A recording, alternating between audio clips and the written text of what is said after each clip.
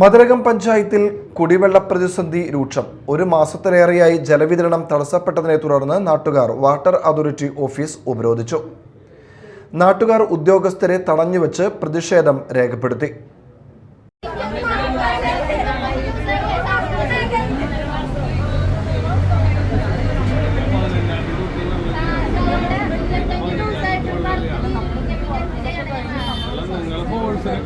കാര്യങ്ങൾ ചെയ്യണം. അല്ലാണ്ട് ഈ ആളുകൾ ഇന്നലെ മിനിങ്ങാനും ബ്രെഡ് കഴിച്ചു പോയ ആൾക്കാരുണ്ട്. മതിലകം പഞ്ചായത്ത് പ്രദേശത്ത് ഒരു മാസത്തോളമായി കുടിവെള്ള വിതരണം തടസ്സപ്പെട്ടതിൽ പ്രതിഷേധം ശക്തമായി. മതിലകം പൂവത്തുകടവ് നിവാസികളാണ് വാർഡ് മെമ്പർ സുനിൽ പി മേനോന്റെ നേതൃത്വത്തിൽ വാട്ടർ അതോറിറ്റി ഓഫീസ് ഉപരോധിച്ചത്. പൈപ്പ് ലൈൻ മാറ്റി സ്ഥാപിക്കുന്നതിനായി 12 ദിവസത്തേക്ക് കുടിവെള്ള വിതരണം തടസ്സപ്പെടുമെന്ന് നേരത്തെ അധികൃതർ അറിയിച്ചിരുന്നുവെങ്കിലും നിശ്ചിത സമയപരിധി കഴിഞ്ഞിട്ടും ഒരു മാസത്തോളമായിട്ടും ജലവിതരണം പുനഃസ്ഥാപിക്കാത്തതാണ് പ്രതിഷേധത്തിന് കാരണമായത്.